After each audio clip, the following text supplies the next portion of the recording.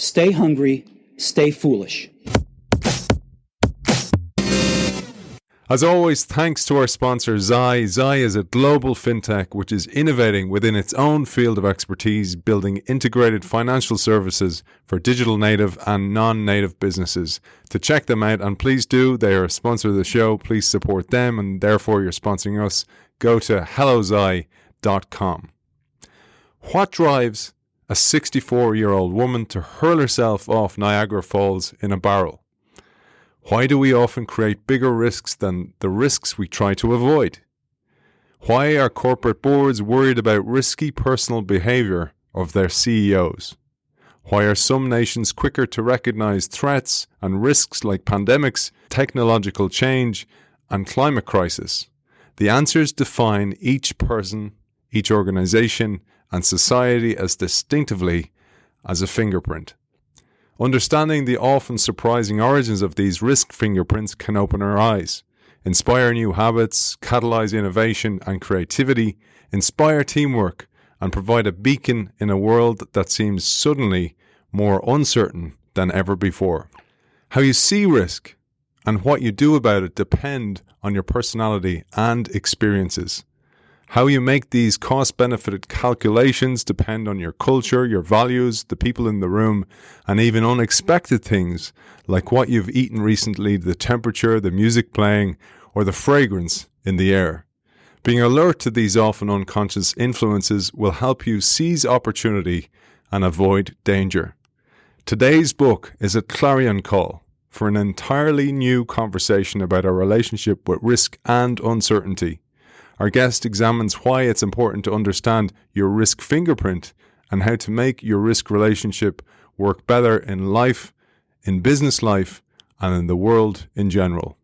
She shares insights, practical tools, and proven strategies that will help you understand what makes you who you are, and in turn, to make better choices, both big and small. We welcome friend of the Innovation Show and author of You Are What You Risk, Michele Wucker. Welcome back to the show. Thank you. I'm so happy to be here. That was a mouthful there, and I took out so much there, Michele, because there's so much in the book. As always, I love your writing, and I really enjoyed it. I love your style of writing, and I have a little surprise for you. I see behind you there, you have your beautiful image of the rhino. I'll let you tell a little bit about that in a second. But if you can see here, I always try and wear a pin to reflect the show, and here I have a rhino holding a balloon, so it was the closest I could get. He's grey, by the way, as well, which is useful, but the image behind you is meaningful. And for those of people who are watching us, I'll let you, Michele, you describe what it is, because it's something I saw on your brilliant newsletter, and you wrote a fantastic blog about that, and then we'll get into the book.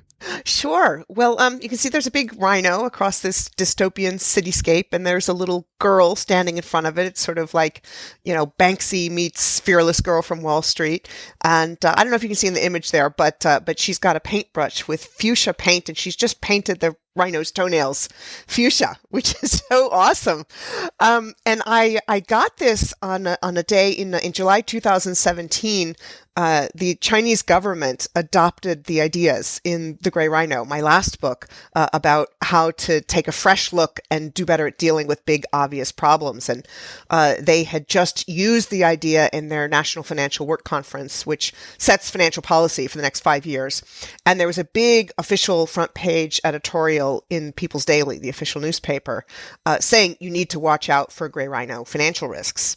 And that included real estate, which of course you've seen in the news quite a bit lately. But it generated headlines all over the world. All these reporters were calling me. And so I went down to WGN Radio here in Chicago, which at the time was in the old Chicago Tribune building, which they've just turned into condominiums, which makes my head want to explode. But beautiful Gothic landmark. And WGN Radio at the time was in this sort of fishbowl studio, looking right out onto Michigan Avenue and looking out onto this art fair. And I had a friend in town who came down to the interview with me. And so afterwards, the interview was all about this, gray rhino crashing the Chinese stock market and making headlines around the world. And so it was a bit of a celebratory day. So I go out to the art fair with my friend and I see this. It's actually a print on metal. And just thought this is a sign. This is absolutely perfect. So I got to chat with the artist, and then of course when we started doing all things by Zoom over the past year, I put it up in my background, and I was getting so many questions about it. So I reached back out to the artist, Matthew Collianese, who calls himself the Pig Shark, which is based on a art piece he did early on, because he says nobody can remember or pronounce my last name. And so I did a little interview with him about it. And so you can see it on my blog at thegrayrhino.com, and it's also up on LinkedIn about how he created this picture. The little girl was actually inspired by a friend's daughter. We actually started working on it before the Fearless Girl statue went up, and he hadn't, Banksy was somewhere on his radar, but it wasn't, a deliberate connection. So I absolutely love it. And I love that other people love it too. Yeah, it's fantastic. And you can see behind me, I have the Grey Rhino. We had an awesome show. It's probably about a year ago now where we covered the Grey Rhino. Almost exactly a year. It was just after the pandemic hit, actually. But we talked about this. And maybe as a quick refresher, let's share what the Grey Rhino is, because it's been a runaway success, excuse the pun for you, of this a charging success. But what I found really interesting is where it intersects with this book is it was more successful in certain territories. And if you zoom out and you understand you are what you risk, certain territories have more risk tolerance or not. So your book actually will be deemed more valuable in certain territories depending on the risk tolerance or the risk appetite in those places.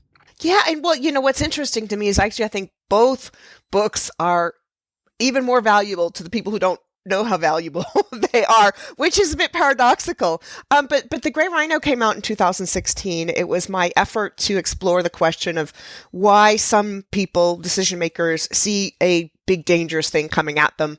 Some people freeze.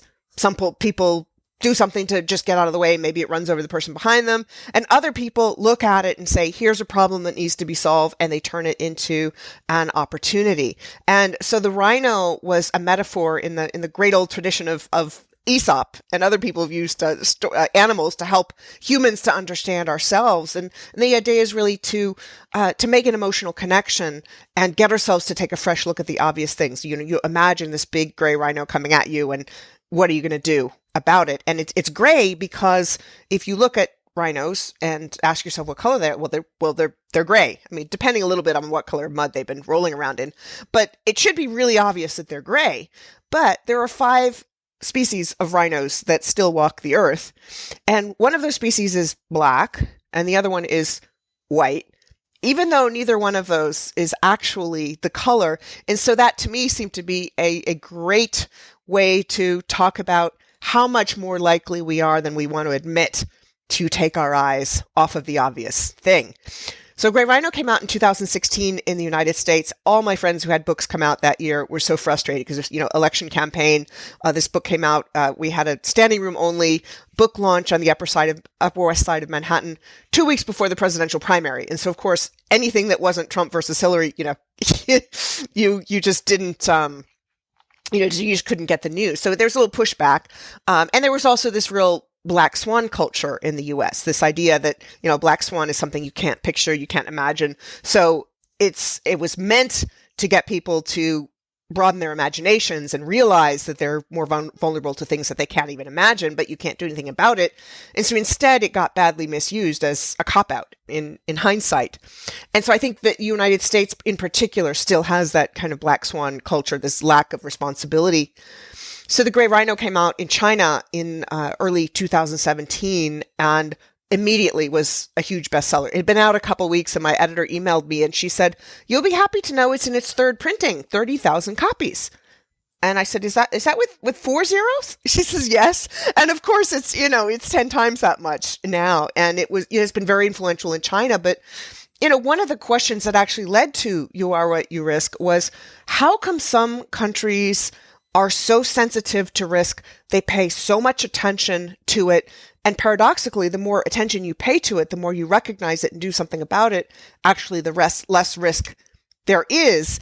And so you get this very interesting feedback loop between when you're aware and thinking about risks, you are reducing them. And so that actually allows you to take risks that in another culture might be seen as bigger risks, but objectively they're actually smaller because you've done more to deal with them.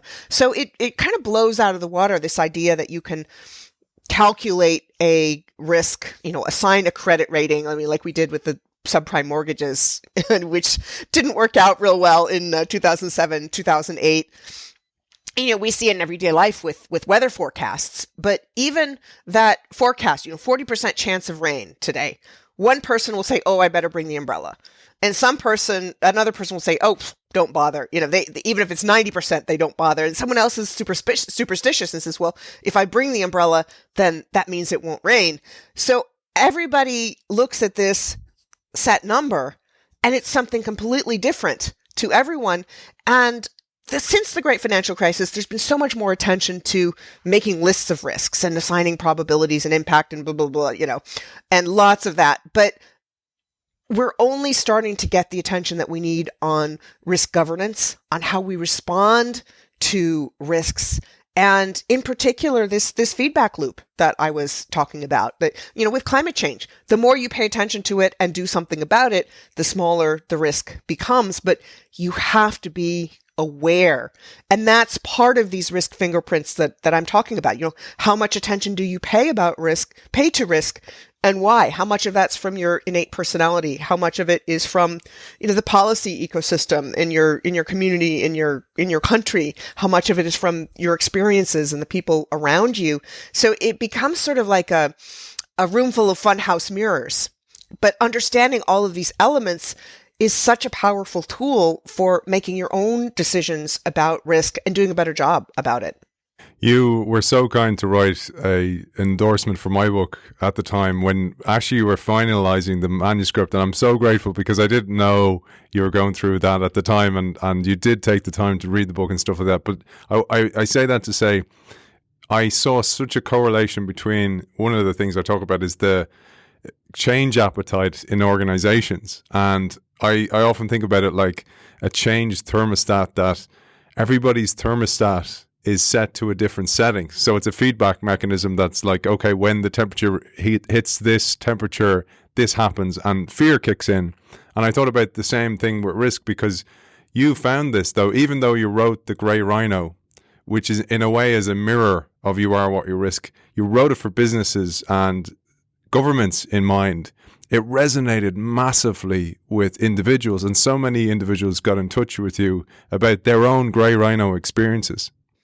Yeah, it was really surprising to me. And I was looking back through the book recently, and there is a line near the bottom, suggesting that this is, this might help you deal with your own personal gray rhinos. But, my best friend used it in a career situation. She was working for a state college at the time, and government came in that was very slashed the budget, and she says, "Okay, I need to come up with a plan B." Went to library school and is now very happily ensconced as a librarian. But she talked about the gray rhino during that, and her mother was diagnosed with Parkinson's, and she used the book for that. Another woman said to me, "The end of my marriage was a gray rhino.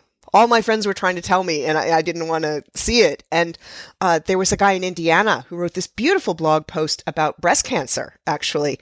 A friend of his was diagnosed with breast cancer, and she was like, all right, very aggressive treatment. She got on it right away. And then he went and he ran a marathon to raise funds for breast cancer research. And there was an 8th grader in Bangalore who used the gray rhino in a project on digital addiction. She had this big digital detox project that she took all the way to the United Nations.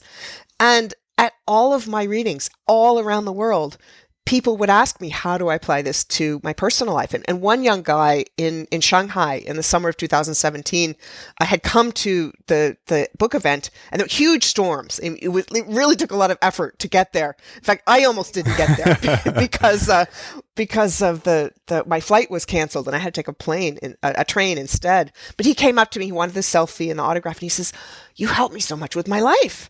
And I almost wanted to say, "Oh, is there's someone standing behind me?" Because, I'm a big geek, right? Policy, finance, strategy.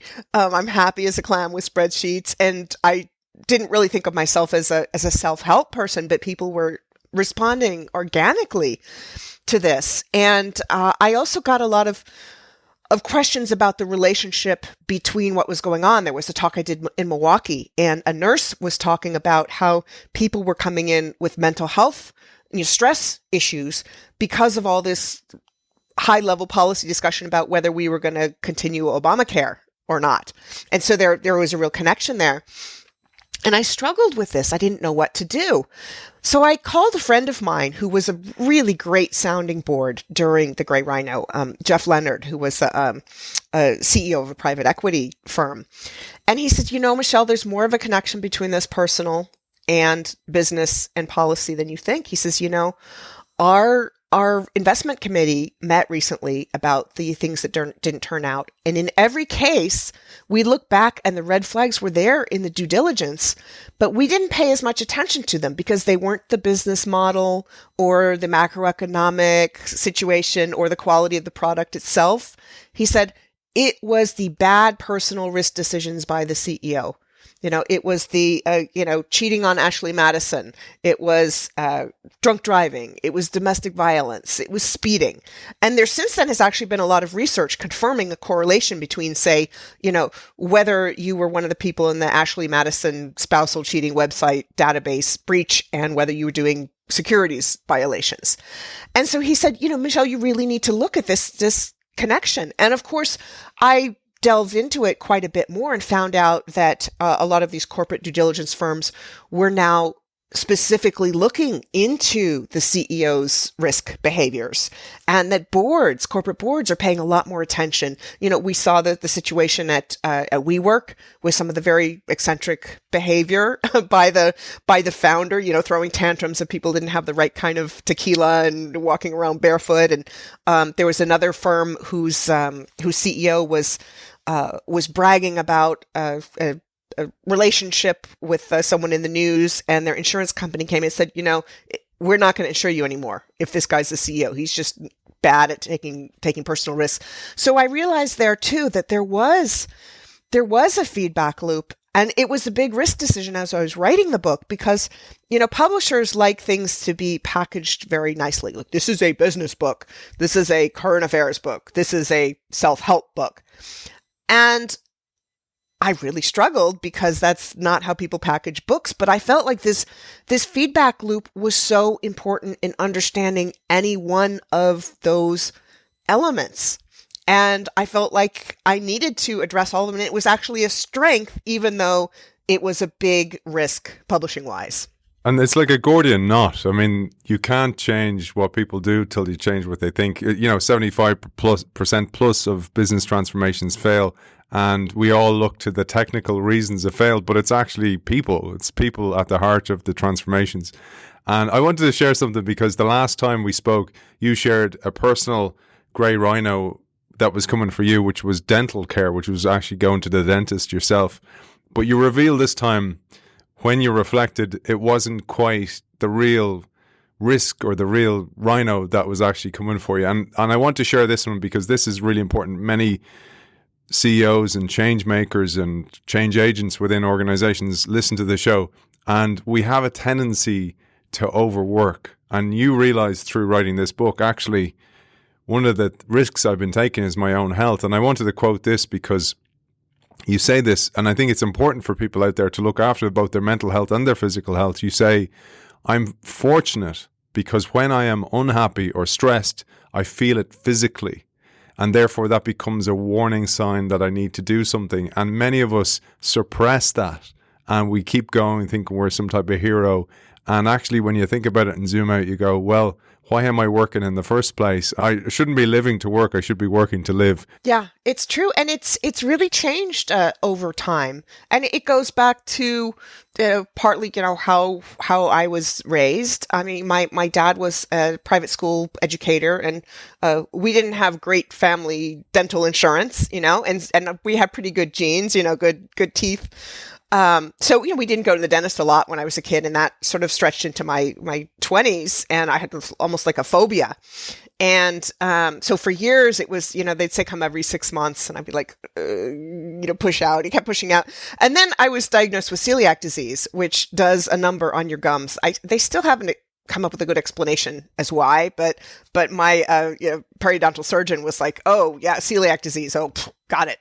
So so then I ended up having to have some gum surgeries, and now I go every 3 months, and I still have issues. But it was really that upbringing of, starting out with not having gotten into the habit early of going to the dentist, and then I had to change my habits going forward. And it was, certain experiences. I mean, when the first gum surgery, it didn't take all the way. I had to have another one a couple months later, and so that changed my behaviors, because once you have this shock and you experience really bad consequences, you change what you do. And what I'm trying to get people to do is to think about the consequences, to picture them, to look at what your friends have experienced, to hear what other people have done, so that you don't have to get to that point before you change your behavior. And health, similarly, when I was young,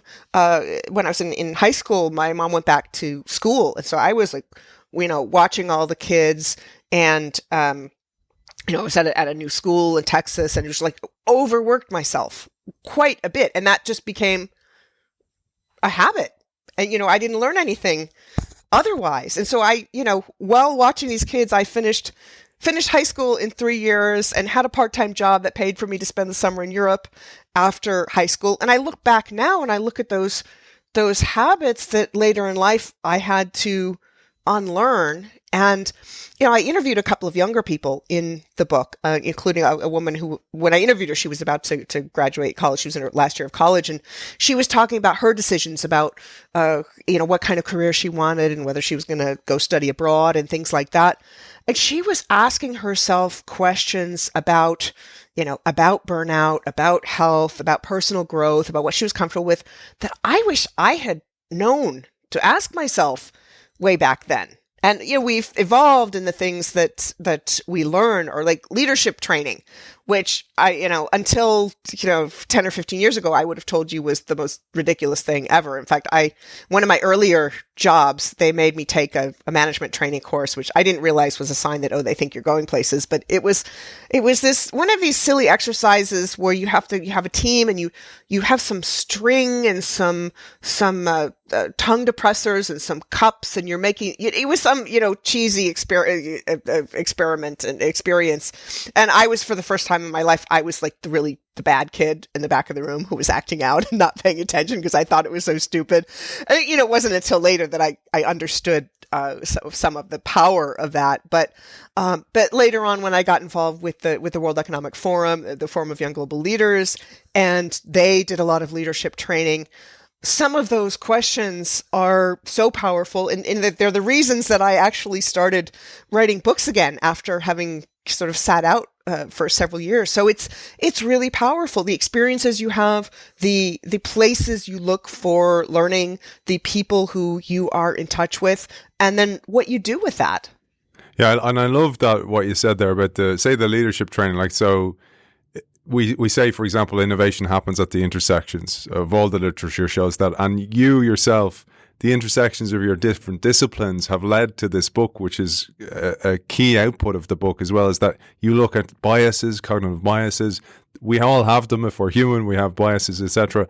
And it's one of the reasons you mentioned, I was hoping you weren't going to slam it too much. I do executive coaching, and one of the reasons, though, is because you can't look at organizational development or change initiatives and innovation without looking at the people. They're so intersectional. And this idea of looking in the mirror and understanding what drives me, what doesn't, etc. And then one of the things that the book does for us, your book, is gives us extreme empathy, I feel, to go, I'm not going to be judgmental of someone else. I have no idea what's happening in the background. And this gets me to this question. You share a beautiful story of your bobon, your grandmother, and that, and the experiences you grew up in, and the observation of those as a child have an undoubted impact on your own tolerance of risk in the future. And this happened for you. Absolutely. Yes. So my grandmother, Bobon, she was Belgian. it lived just outside of Brussels, and our family was very deeply affected by the war. I mean, the Nazis came in, and they took the wine cellar, they occupied the houses, they killed all the family's pigeons, and Bobon was in her teens at the time, and she was riding her bicycle for the resistance, like taking messages, which was kind of a big risk, for a very good purpose. And that's where she met my grandfather, who's an American GI. And so he actually tried to start a popcorn business in Belgium, which was ahead of its time. They still thought that the popcorn was pig food. And I wish he could see Garrett popcorn here in Chicago, like super high-end, premium, amazing, wonderful popcorn. Every time I go there, I think of my grandpa, but my bon papa. So they came to the States when my mother was 3, and I think a lot of her life was shaped by this real combination of having done these daring things. And I mean, moving to a new country where you don't know anyone is kind of a big deal.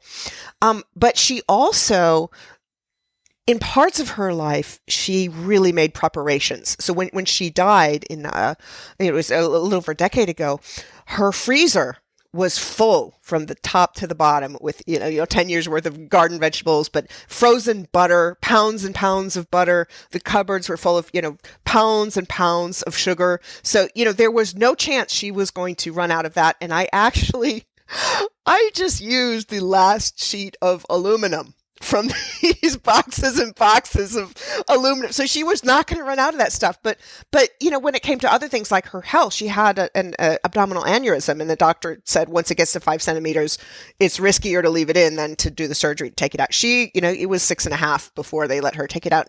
And there was another time where, my mom hadn't been able to reach her, so she went over, and Bobon had all these big, giant cathode ray tube televisions all around the house. And she'd been trying to lift one of them. I mean, 80-something-year-old woman with abdominal aneurysm. She threw her on her back, and she'd been on the floor for a couple of days. And she wouldn't let my mom take her to the emergency room until my mom just finally had to put her feet down.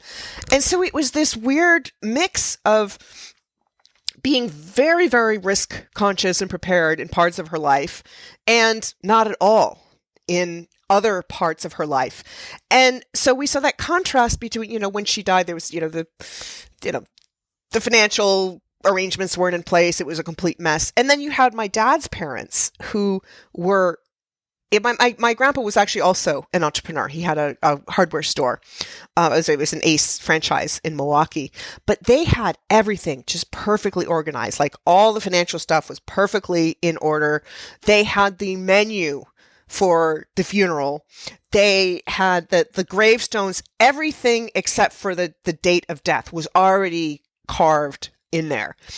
And so it's this like complete difference. And so in my family, there was this constant clash of risk attitudes. In fact, I remember going to church when I was a kid. My parents would take different cars because they couldn't agree on how much time to leave to get someplace. And so I think it's probably not entirely an accident that I've become obsessed with risk and risk decisions, because it was so different in my house. And it was like, don't talk on the phone during a thunderstorm because you're going to get electrocuted. And then my dad, I like to tease him that he's still asking me if I'm still on track to graduate college in 4 years. Brilliant. I love that story because it highlights the empathy that we can be very judgmental.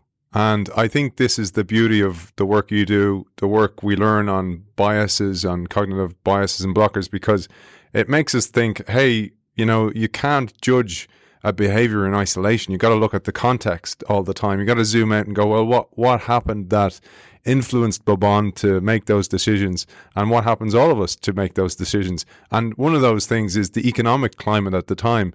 And I mentioned in the intro the story of Annie Edson, the woman in her 60s who decides to go off Niagara Falls in a pickle barrel. And this is a great story to go, well, looks like a crazy decision, but in her context, the risk was worth it. In some ways, yes. In other ways, no. Like when she was making the decision, definitely. And, how I got that story is actually kind of a funny story. My best friend's daughter was in Chicago over the holidays, and I went to a party a friend of hers hosted, and the host of a video podcast, Cooking with Drag Queens, were there. And they had just come back from Niagara Falls and were telling me that story. So that's how I ended up with it. It was great because it was at a time when I was struggling. How do I open the book?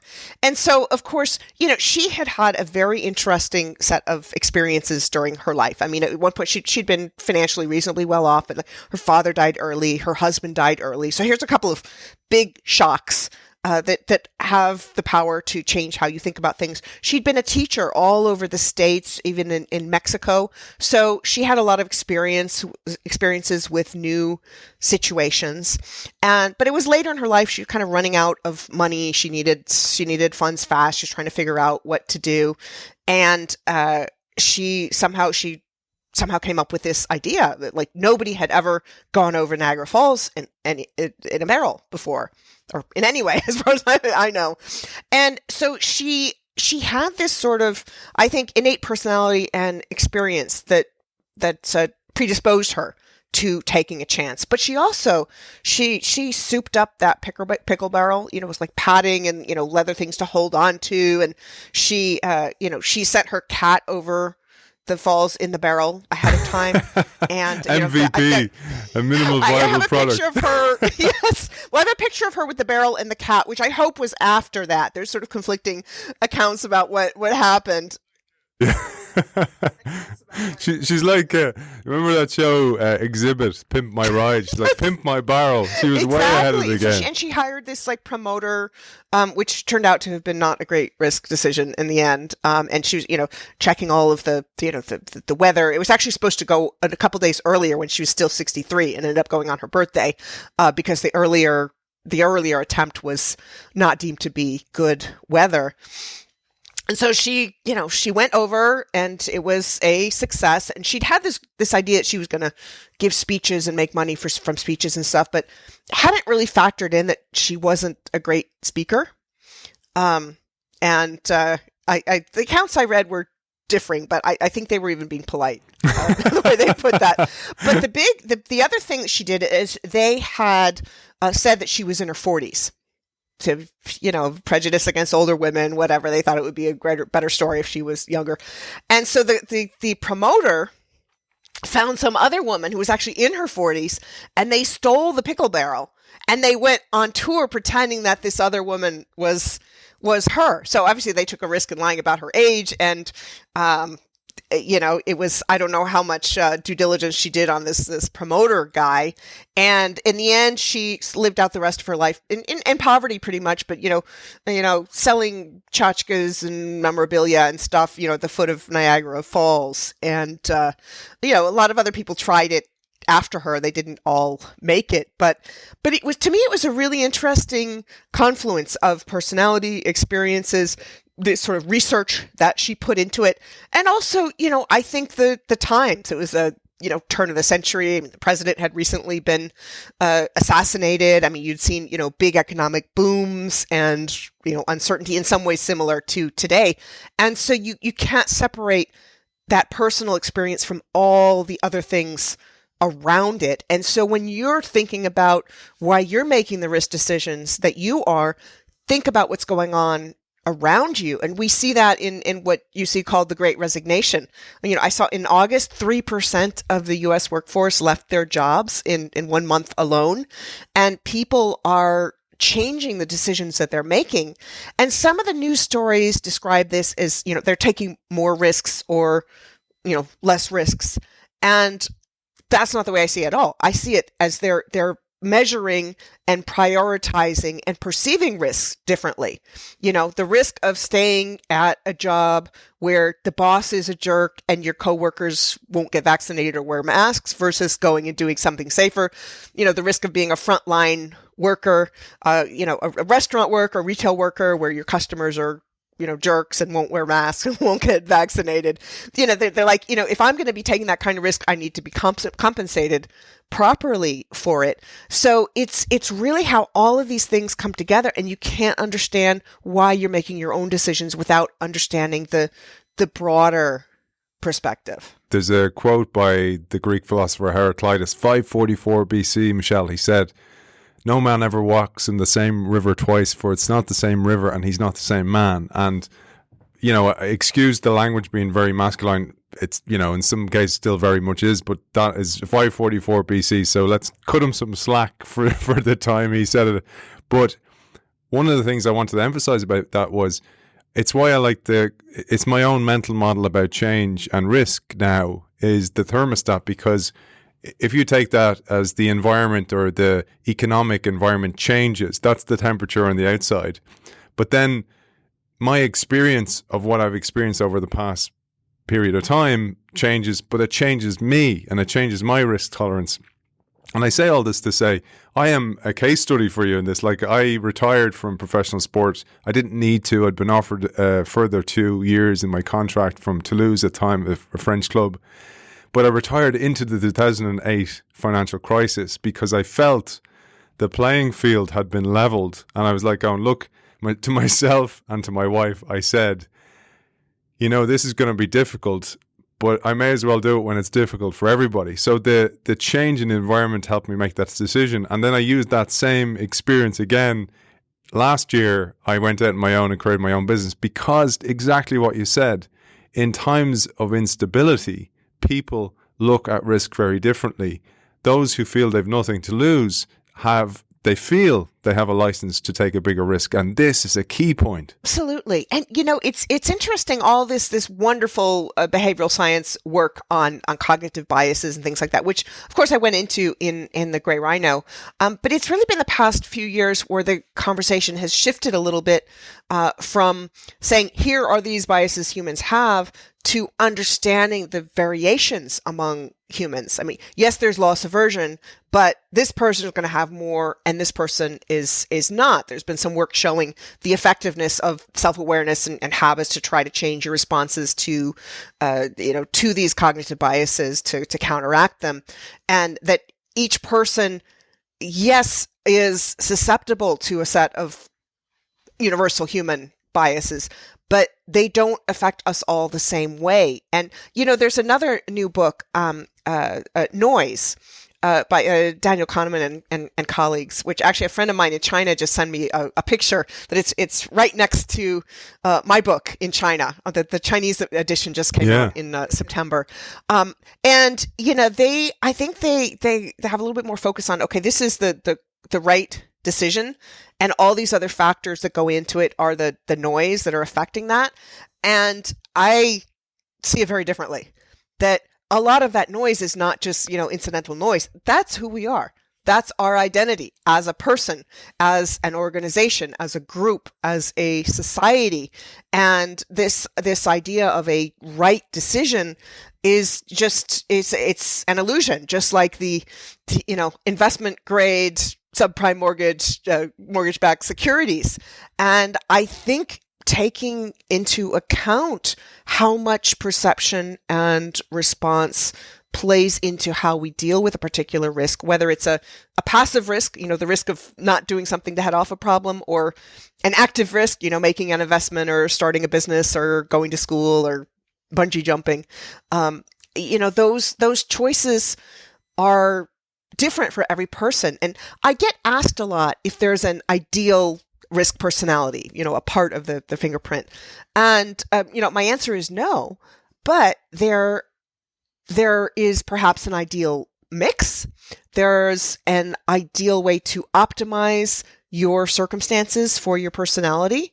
If you're somebody who likes change, who gets bored easily, who's comfortable with uncertainty, maybe a big traditional Fortune 50 corporation with lots of bureaucracy is maybe not the right environment for you. But if you're the kind of person who, really likes, detail and structure, being at a startup might be more uncomfortable, or you might be the most valuable person at that startup because it's a place where everybody's all about moving quickly and breaking things. And it's really having that mix. So for a big legacy corporation that's worried about becoming obsolete or, wanting to innovate, they should look at the environment that they're creating. Is there room for failure?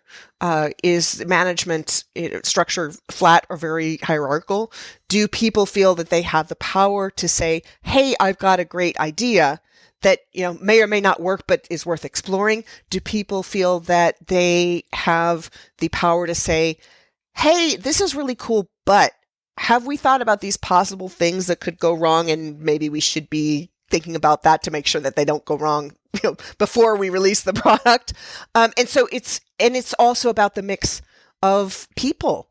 People will often gravitate towards a particular career based on their innate risk personality or the risk type that a UK consultancy that I write about, psychological consultancy, has done with the risk type compass. Are you the kind of person who is going to be more adventurous? Are you going to be much more prudent? Are you going to be methodical in dealing with the risk? Are you completely impulsive? Are you anxious? Does risk stress you out? Are you so calm that maybe you're not paying attention to risk that you ought to be?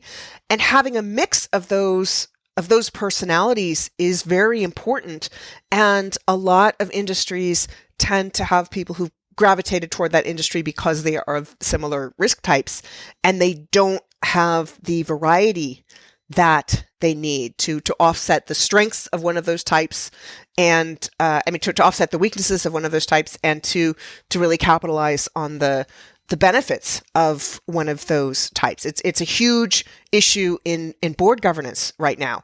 All the benefits of having diversity of opinion for helping both to take good risks, to innovate, and to avoid bad risks.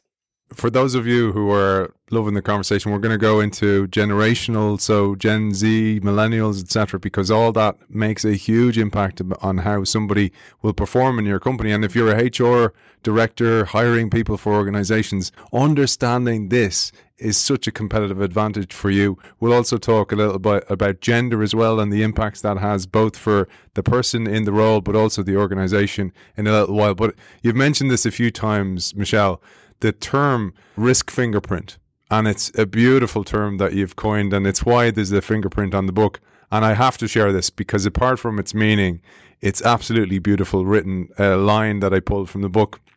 And fingerprint is the combination of those things we talked about: personality traits, experiences, social context. That is a core component of each of our identities.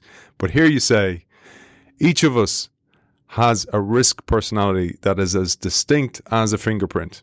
Our risk fingerprints start with our underlying traits, which you might think of as ridges, arches, loops, and whorls that give us the fingerprint structure and make it distinctive. Our experiences alter the fingerprint, much as a cut might leave a scar. I absolutely love how you wrote that, but it encapsulates the exact idea of risk fingerprint. Thank you. And of course, I love metaphors, whether it's the gray rhino or the cockfight in my first book, but it really seemed to, to pull together all of these different things. And actually I have a funny story about how the fingerprint came to be on the cover and how it became to be so big in the book. So I'd had a couple of quick references to risk fingerprint in the book. And when I was looking at possible cover designs, it's really hard to represent risk. It's so abstract. And I'm not going to put a roulette wheel or a couple of dice. That's too cheesy, not my style. So my publisher had sent an initial draft with the symbol of chaos. The audience who's into gaming will know it's basically 4 arrows, so 8 points with arrows going in different directions, which I shared with a bunch of friends who write business books generally, and they completely got it right away. And I sent it to my librarian friend and a designer friend, and they looked at it and said, "Huh? I don't get it." I'm like, "Okay, that's not what I'm going for." So then I thought, and I said, "Okay, well, how about this maze idea?" because that represents choices and possible directions and uncertainty. So we sent it back to the designer, and there was one design that was beautiful artistically, but just wouldn't work, in a little thumbnail. And somebody suggested, and I sent these out to my friends on Facebook, and someone suggested, what about doing the maze as an icon? Which was one of he had shrunk the symbol of chaos into an icon. So I went and found some maze icons, and we threw those examples up. And someone said, "Oh, this one I saw on a Chinese menu." And I'm like, "Okay, that's not what I'm going for." But someone said, "Hey, that one looks just like a fingerprint," and it was this big facepalm moment. I'm like, I write about risk fingerprints, fingerprint. Identity, you are what you risk. So I went back to my editor. I said, this is it. And so then in the next draft of the book, because I was already working on the final draft, I really expanded that bit about the fingerprint. So it was this beautiful interaction of design and feedback and the real idea that I wanted to get across. So it was really exciting to me, but without wanting to belabor the metaphor, it really fit perfectly. And also even, what kind of experiences you have, what kind of habits, if you're doing manual labor, you get rough calluses. If you use soft, raw shea butter lotion, you get nice, soft things. This is the wildest part of the research in the book, was the temperature in the room. Like when it's colder, you're actually going to be likely to take more risks. So just like, your fingerprint, if you soak in the bathtub too long, if your hand is sweaty, all of that is going to affect your fingerprint. But the physical environment is so important, whether it's, the music you're listening to, if it's, up tempo, you're going to be a little bit edgier. There's research showing that if you had spicy food for lunch or whatever meal for the next few hours afterwards, you're going to be more accepting of possible risks. All of these wild things, even, the color in the room, all of these biofeedback factors that traders, of course, pay a lot of attention to, affect your cortisol levels, your stress levels, the dopamine hits in your brain. And so there's this very strong physical aspect as well. So that's part of why I love this physical image as something that explains why we take the risk decisions that we do.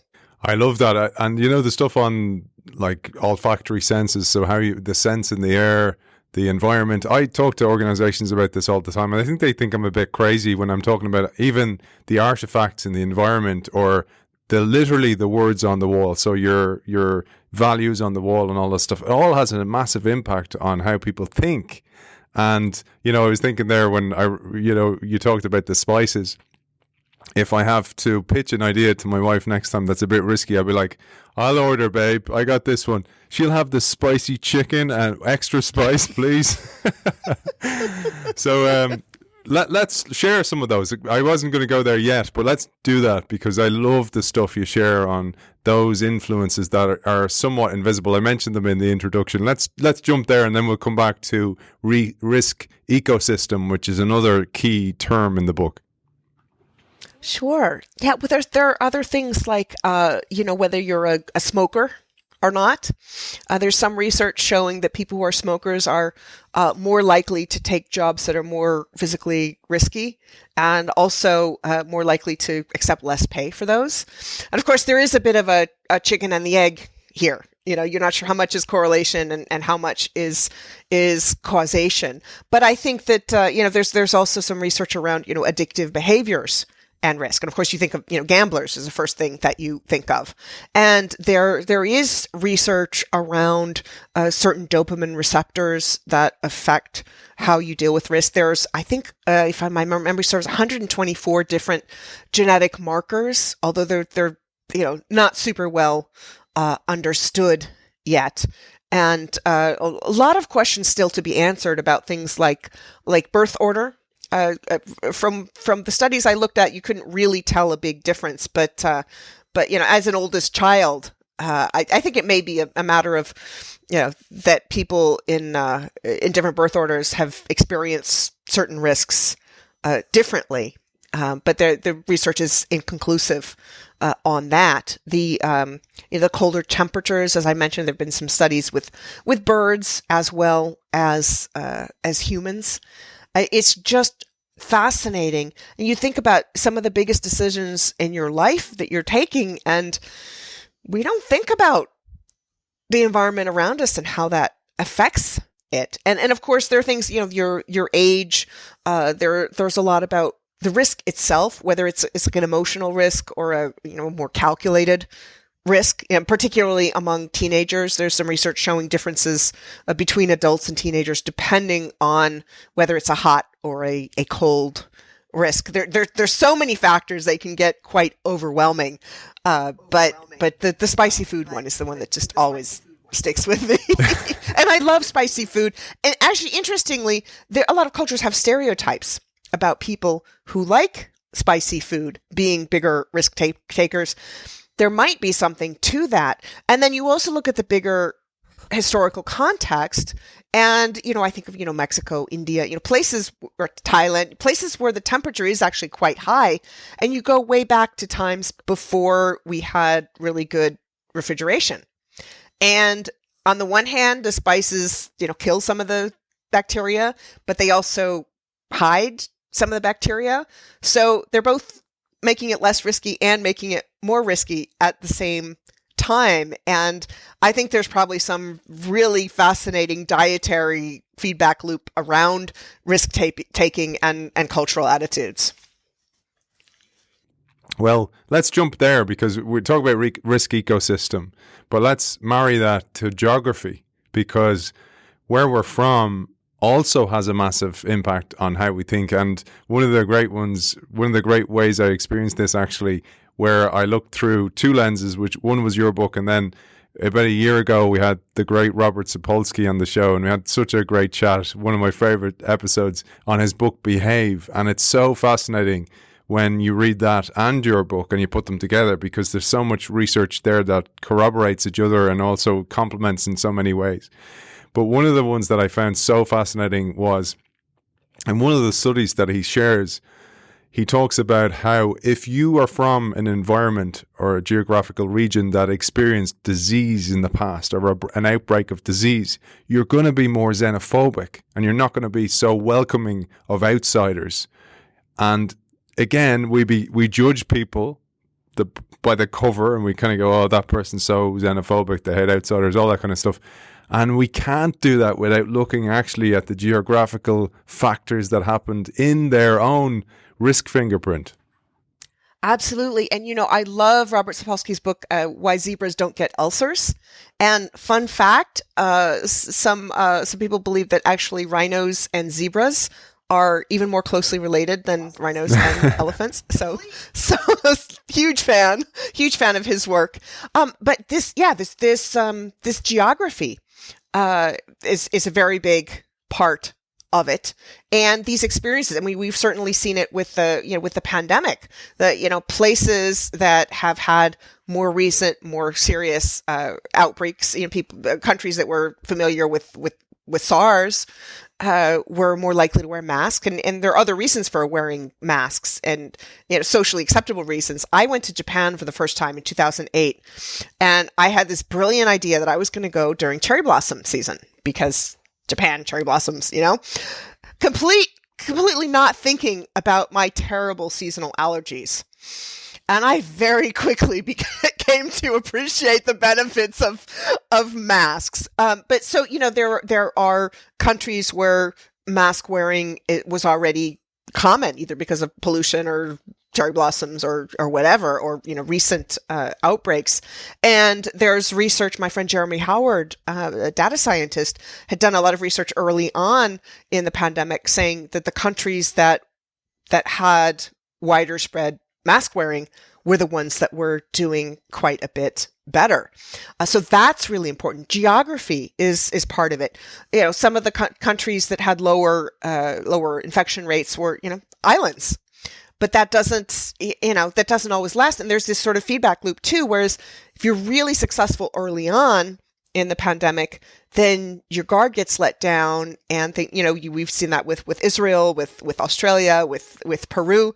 So this relationship with risk is sort of cyclical. It's a constant learning and updating process. And in terms of a risk ecosystem, so I think that involves some of the historical context, the social context, but also the policy measures that are put into place.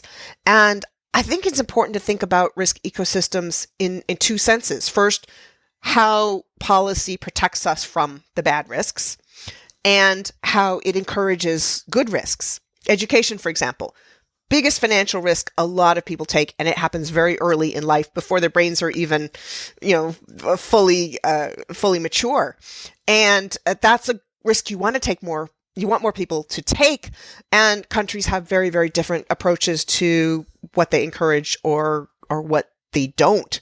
And, bankruptcy laws. And the other part is not just the policy environment, but the people around you. My favorite example of this is here in Chicago. It took months into the pandemic before I started taking public transportation again. And the first time I did, I went down to the dentist. That was the big scary moment. So I took the bus. There's this beautiful express bus that goes down Lakeshore Drive, and it's just wonderful. I got on that, and everybody's wearing masks, social distancing, totally comfortable, beautiful view of the lake as we go down. That was awesome. On the way back, I took the L, our subway, which is elevated part of the way, which is why they call it L. Oh man, I had to change cars 4 times. Kids coming on with, the mask under the chin or no mask and blah, blah, blah, blah, blah, blah, and crowding. And it was months and months before I took the train again. And it was such a great illustration of how the behavior of the people around us affects the risk to us and how the way we act affects the risk of other people. There was some research showing that some of the most effective risk messaging around masks and social distancing was, think about your grandma, think about other people. The other part was, something that's effective, that's simple, that you can do every day, that works. And so the communications that you're getting from the media, from elected officials, from Twitter and Facebook, that all plays into things as well. And we need to be aware of it. Speaking of the pandemic, because you do dedicate time to this, one of the things I found really interesting was the intersection again between the grey rhino and you are what you risk. So I mentioned this saying in my book, the more you sweat in times of peace, the less you bleed in war. But also this idea that when you do get a warning shot across your bow, do you react to it or not? Do you take that? So you might have a health scare, you might have, be called up on something in your role that if you don't buck up here, buck out, you're out of here, right? This type of thing. But this happened in the pandemic. So we celebrate in many ways New Zealand as a great country that was so reactive to the pandemic, but they were actually proactive because they had warning shots, and so did South Korea. And I think this is a key point because this can be used for organizations because there's always signals of the impending change. But you have to firstly listen for them. You have to have ways to listen out for them to detect the changes in the business environment. But then you have to make the changes. And this doesn't happen in a lot of cases. And these 2 studies were fascinating. Such an important point. And it goes back to what I said before, that, people spend so much time listing risks and things and don't spend enough time on the response. And of course, New Zealand's case was that there had been a ranking that came out of preparedness some months before. And it had said, New Zealand, you're not doing as well as you should be. And they looked at it and I said, let's do something about it.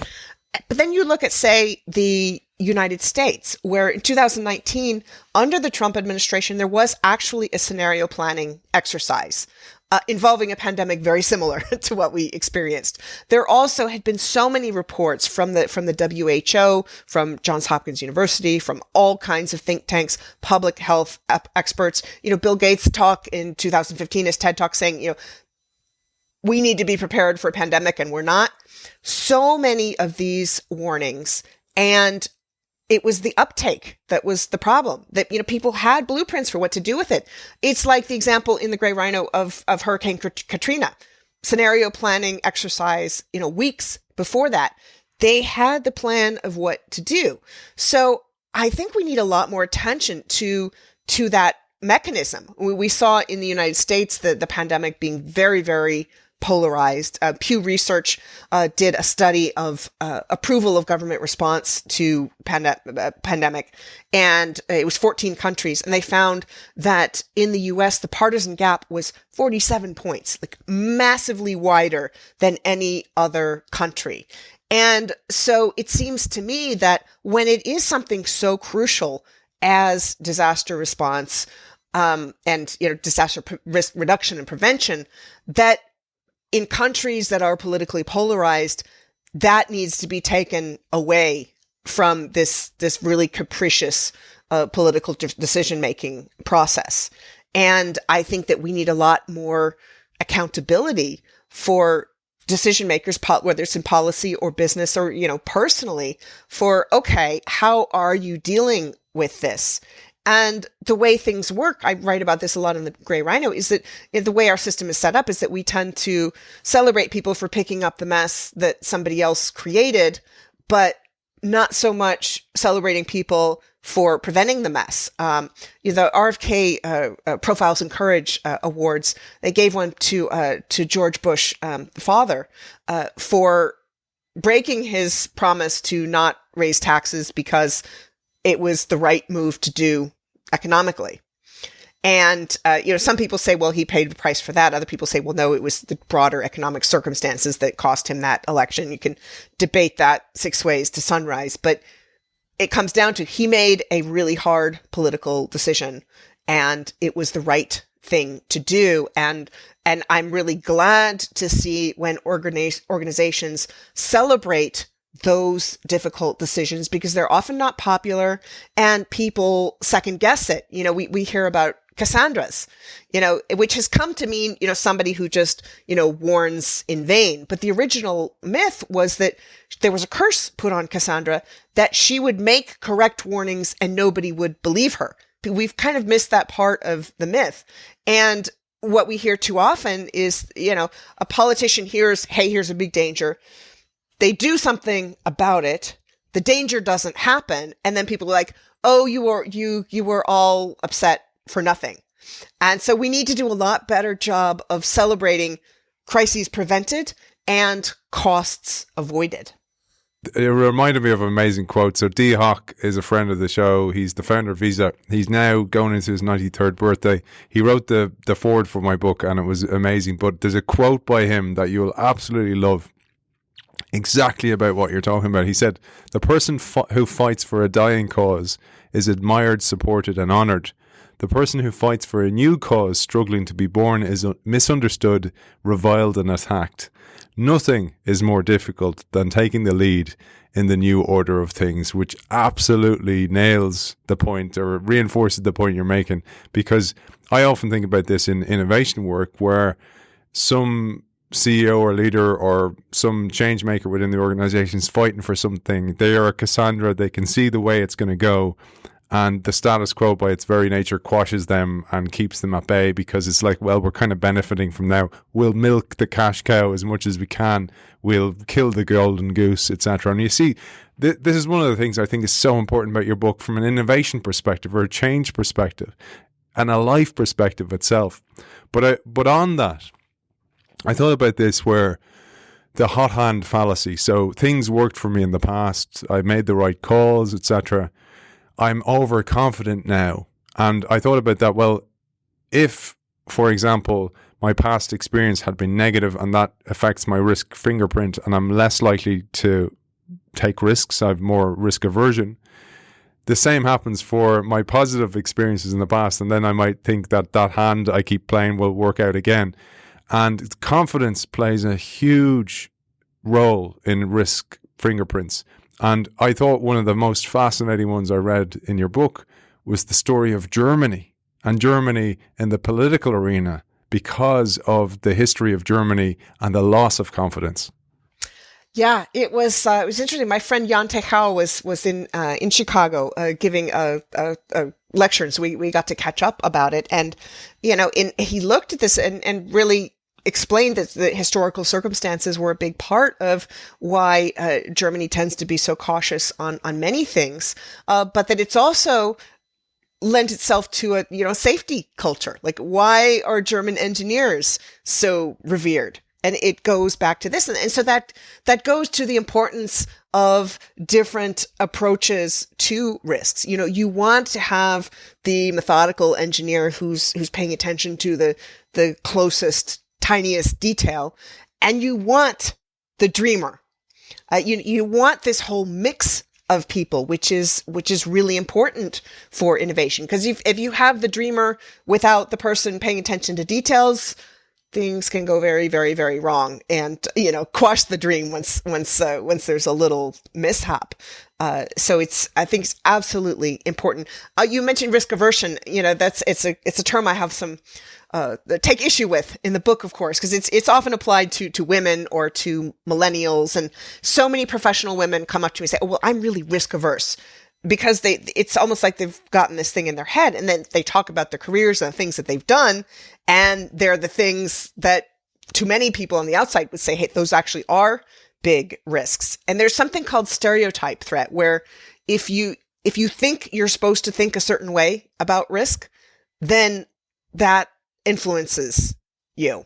And you may be making a risk choice that's not really compatible with how you really feel. And it's really dampening that benefit of having diverse risk attitudes. And the other part about risk averse is that the definition technically is that you take fewer risks, all other things being equal.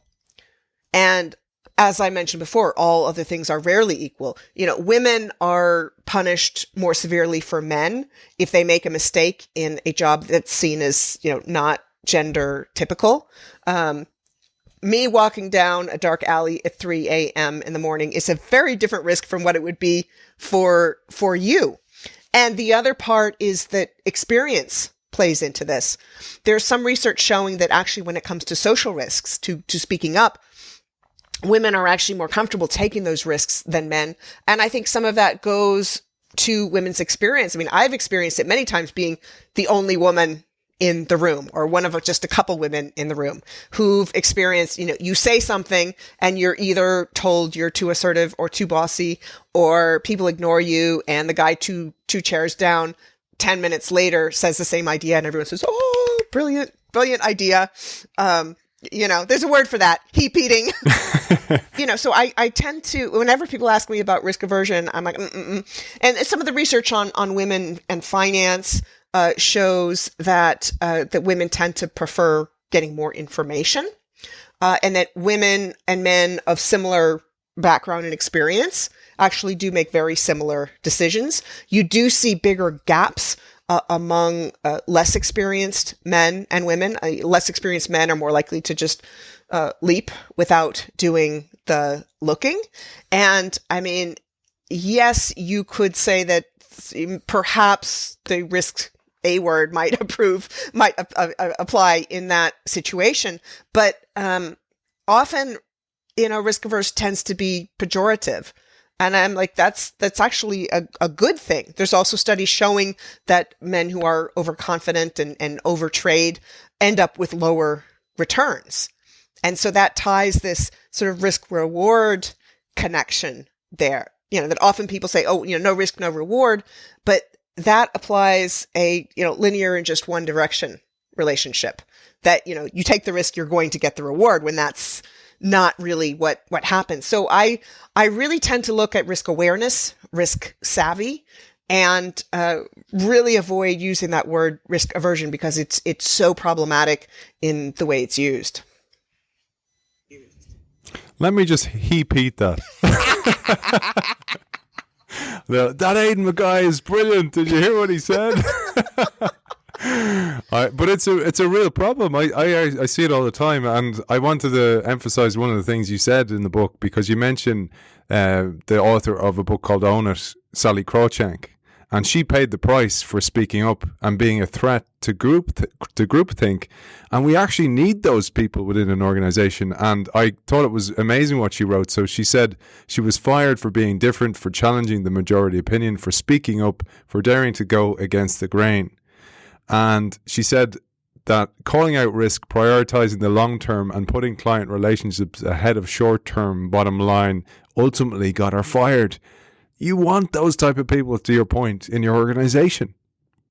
I'm such a fan of hers, for the decisions that she made, for speaking out, for sharing her wisdom, and and for the work that she's been doing with Elevest and Elevate. Really trying to change the way people talk about and with women when it comes to investing.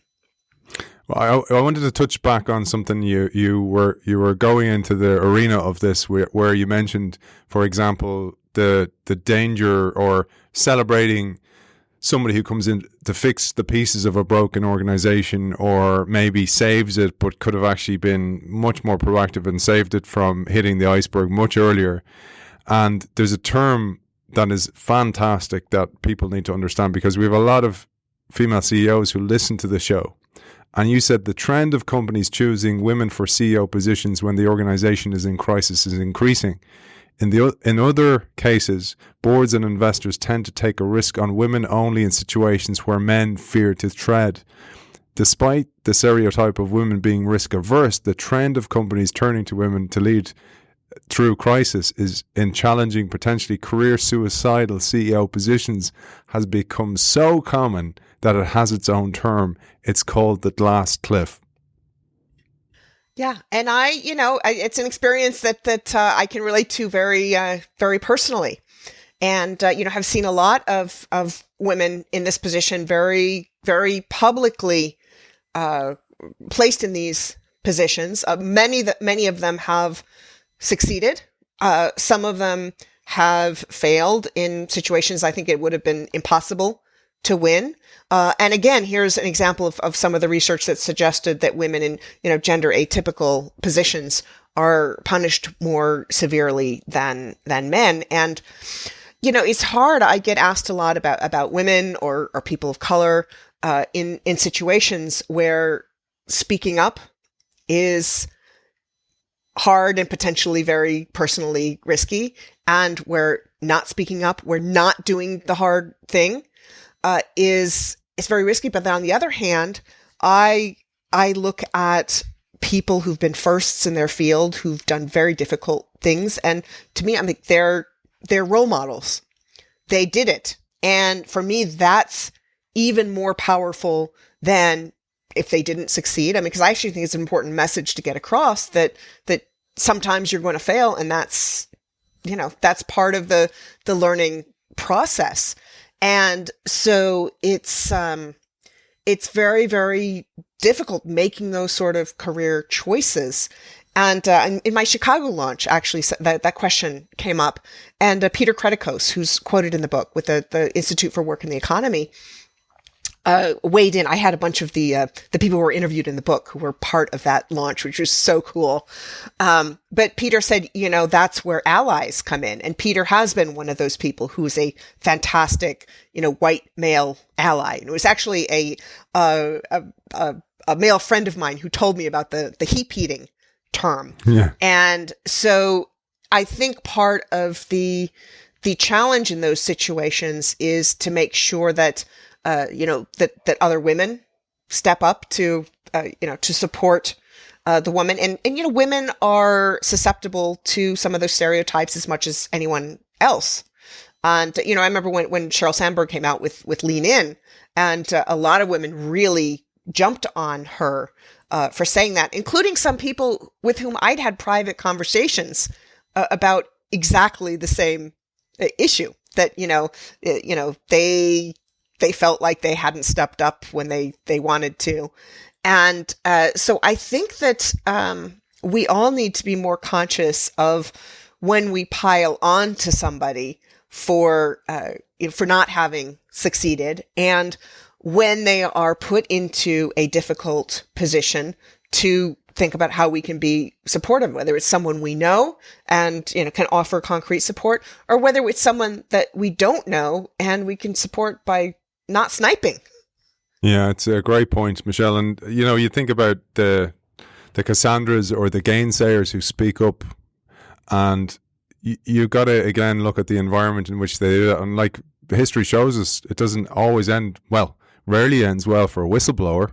Very difficult for them even to find new roles within other companies. And we celebrate them, but at the same time, we kind of go, whoa, that was risky, and look at how it played out for them. And we need, if you want to call them corporate whistleblowers, for the internal team to be able to kind of go, whoa, I call it here. There's a grey rhino, there's an elephant in the room, there's a black swan, whatever animal we want to call out, that we do that, and we have the psychological safety, as you say, to be able to do that. But I wanted to share another thing. I mentioned earlier on about the value of the risk compass, or understanding the risk fingerprint of somebody I'm trying to hire. Again, if I do know the type of culture I'm trying to build, and then I'm going to go, I need to hire somebody of this type of risk fingerprint profile versus this type of person, understanding then generations becomes really important, because I found this fascinating. So somebody who witnessed, for example, their parents in the 2008 financial crisis lose their job, or their uncle or somebody like that, grew up into that. So their risk profile is going to be very different. And this then affects stuff like, because we often think, oh, well, those millennials, they don't want to buy houses, and they don't want to buy cars, and they don't get married, all this kind of stuff. But you're going to go, well, you got to look at where they were born into, the environment in which they were born. And then on top of that, I mentioned about the marriage. Did they have divorce in their world? Because that impacts their own risk fingerprint. All this stuff has a massive impact. Absolutely. And it's also this sort of interaction between the personality and experience. I found, and some of these people are interviewed in the book, is that some people will go through a harrowing experience, whether it's, having started a business and failed, or having some big, political event, knock you out of the water that you have no control over. Some people come out of that saying, well, if I got through that, I can do anything. And some people come out and just shrink. It's like, we always think about, immigrants or refugees as taking risks, but, the calculation of, okay, I stay in this country and almost definitely die, or I go across these dangerous waters in a raft and I might die. That's actually pretty good risk choice. But, in the book, it's interesting. I talked to adult children of Holocaust survivors, who talked about, the parents, really becoming very conservative, and they passed on a lot of that to their children. And a friend who's a CEO of a family conglomerate in Central America, who's in his 40s. And there's a huge generational gap where the older generation, who lost a lot of the company and of what they owned during the civil wars, were all about preservation of capital. And the younger generation, who was kind of taking over with the leadership, were afraid of becoming obsolete and just shriveling away into the future. And I asked him, I said, well, have you talked to people about why they feel that way about those risks? Why is it important to the older generation to preserve capital? And that was, well, they want to preserve capital for the younger generation. And I'm like, okay, well, why aren't you listening to the younger generation? And it was a real spark for a conversation. And with millennials, it's interesting. You see a lot of these headlines, just like with women, risk averse. But you go into the conversations and you see that people, it's not that they're risk averse, it's that they're weighing things very, very differently. They want a job where they're going to be supported, where there's an upward path, where they feel there's some value to what they are doing. And those are actually things that reduce risk and that, increase career potential. Or you look at, say, the finances, the cost of college has gone up ridiculously. And they come out with tens of thousands of dollars of student loans. And you look at this, crazy toppy stock market, and seeing that interest rates are likely to go up, seeing that, price earnings ratios are at, ridiculous historical levels. is it a better bet to pay down your debt, which is, and I don't know what student loan rates are right now. I think they were about 8% when I had mine in the early 90s. They're probably less than even so, a guaranteed return by paying down the debt. Or, are you going to have a rainy day fund, or are you going to put your money into Bitcoin or GameStop or God knows what? I mean, it's different circumstances around the choices than what they were. And I actually just got a very interesting question from a Chinese reporter. The book just came out in China, and they were making a point about Chinese youth actually having had a very different experience from Western youth. I mean, you see this huge reduction in poverty in the past decades, and so this also changes depending on somebody's country, their socioeconomic circumstances. All of that goes into the differences, and with the houses, it's funny. Like all of a sudden, all the headlines now are, "Oh, the housing market is not going to fall because all of a sudden all the millennials are buying houses."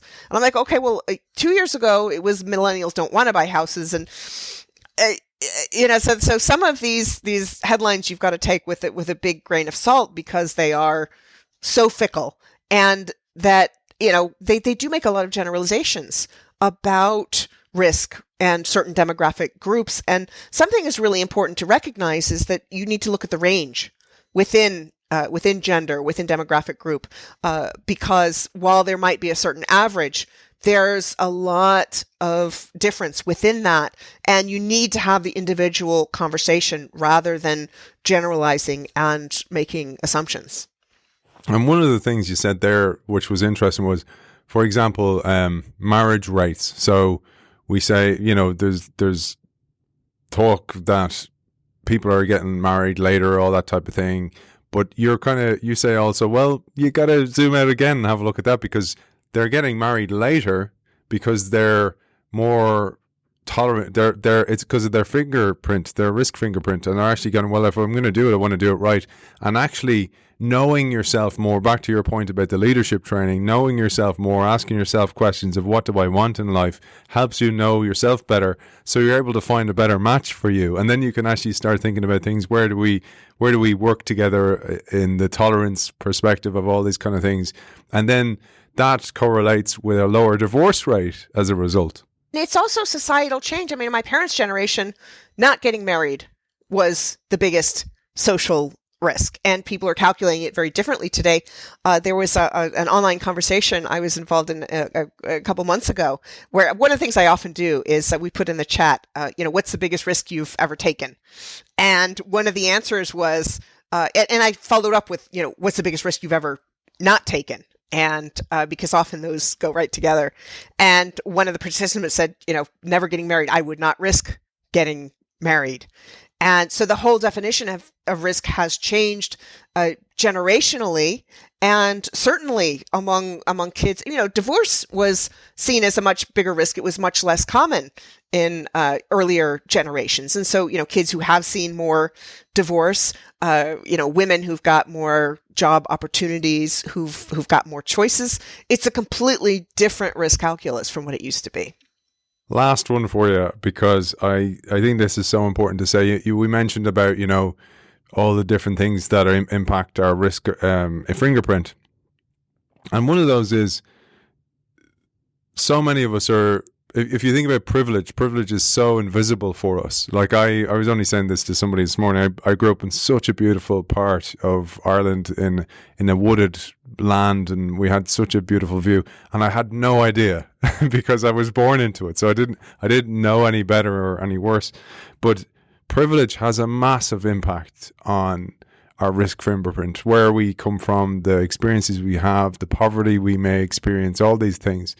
But one of these, and I wanted to share this because it's such a beautiful, beautiful story of somebody who just battled through that, is the story of the lady you interviewed, Jermico.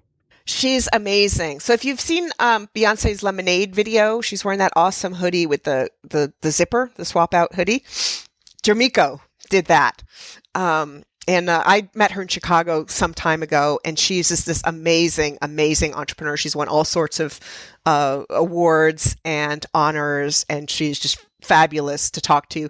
But, she was a little girl growing up in the South and, didn't understand the risks of saying certain things, a little black girl in the South. And her family ended up moving her to Chicago because they didn't feel like it was safe for her to be in the South. And she was just amazing. She went out and she created the network of people that she needed. And some of that was just people who saw her promise, early employers, they saw how much she had going for her and actually took it upon themselves to give her the advice that she needed to lift her up. And then she learned to do that herself. And she's now trying to help younger African-American people in Chicago to learn some of the same entrepreneurial skills. But it was just absolutely incredible to talk to her and to see how creative and innovative she was, not just in the clothes that she makes, but in how she navigated a system that was not set up to make it easy for her.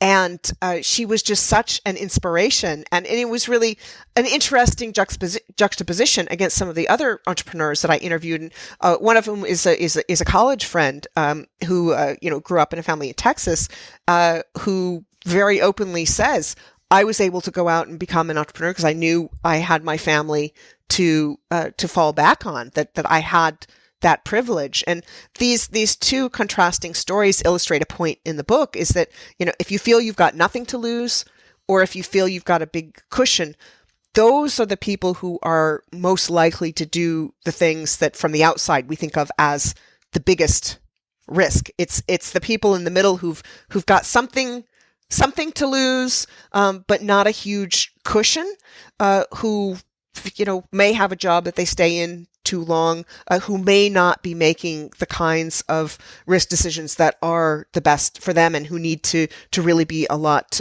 more self-aware about risk to optimize the risks that they take. Well, it's been a brilliant conversation as always. I have a quote that I want to use as my parting quote, but I want to leave you the final word of today's show.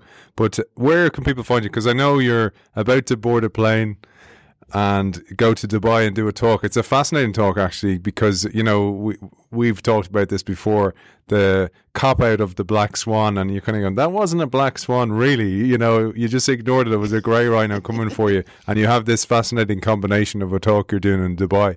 Yeah, so black swans, gray rhinos, and dragon kings should be fun. But people can find me through my website, thegrayrhino.com, with an A, although the E will get you there too, but the A gets are faster. I'm active on Twitter at Wucker, Wucker. I'm on LinkedIn. I write not as regularly as I intend to. But where good intentions lead. But hopefully I'll be increasing the frequency of my column there as well. And I love connecting with people and hearing from them. And you work with governments, you work with companies, you do keynotes all over the world as well. Well, yeah, lately it's been more virtually. This is actually going to be the first time I'm on an airplane since before times. I do workshops. I'm trying to do a lot more applied workshops where people have a specific gray rhino that they want to deal with, and I help take them through the 5-stage analytical framework, and then with You Are What You Risk, helping them to develop better, healthier risk cultures within the organization, to understand their own personal risk fingerprints and that of the organization, understand better the ecosystem that they're in, and keynotes. Often I love applied stuff, big macroeconomic trends. That's what I really, really love. But I really do love also helping people to apply these ideas. So very, very flexible in that regard. Fantastic. And Michele, one last thing. What are you seeing? What do you believe the big rhinos coming for us at the moment are in the world in general? Well, I come from a policy and finance and economic background, and so that lens shapes it. And I always encourage people to to see what their own gray rhinos are, because that's how the concept is most powerful. But so from my particular point of view, for quite some time, I've been looking at the intersection of three gray rhinos: the climate crisis, financial fragilities, which includes, asset bubbles, high debt, and inequality. And all three of these, reinforce and make each other more dangerous. And one of my favorite observations from the gray rhino is that the zoologically correct word for a group of rhinos is a crash. Fantastic. I love it. I'm going to quote a little part from the book that I loved, that I thought was a nice final message. And then I'm going to give the mic over to you to close today's show. This was a quote I loved. It's important to be aware if you are being stereotyped by others, and especially if you find that you are letting risk stereotypes affect your own choices. If you are, find ways to override what people think you are supposed to think and do, and own your own behavior. Though the group we belong to plays a role, not everyone is as susceptible as others to the group dynamics. The different experiences of groups go to show how risk ecosystems, the support systems, the events that define the era, the preconceptions that others have of us, all affect our risk fingerprint. Being aware of those influences can help each of us consider risk more wisely and to be understanding of why our friends, relatives, and colleagues make risk decisions that they do. The good news is that most of us are more capable of improving than we might think. Understanding how our pasts have shaped how we perceive risks and respond to them helps us to identify and develop empathy towards others with different stories and lives, which is such a powerful skill. And that, my friends, is why this book is such a great read. It's been a pleasure sharing the work of Michele Wucker once again. Michele, over to you. What's your final message for our audience? Thank you so much. It's always wonderful to talk with you. But I think you've really picked a perfect way to sum it up. Is it to really think about self-awareness, risk self-awareness. There's a statistic that we make 35,000 choices every day, give or take, I assume. Every one of those risks is a choice. Every one of those choices is a risk. And way too often we are taking risks without understanding why. And so once you really delve into your own risk fingerprint, it can open your eyes to how you see the world and how you interact with it. One of the most powerful experiences of this book was the people I interviewed at the end of the interview, just their eyes getting big and saying, I learned so much from the questions that you asked. And so I'm hoping that readers will have the same experience that a lot of the interviewees did. Author of You Are What You Risk, The New Art and Science of Navigating an Uncertain World, Michele Wucker, thank you as always for joining us. Thank you.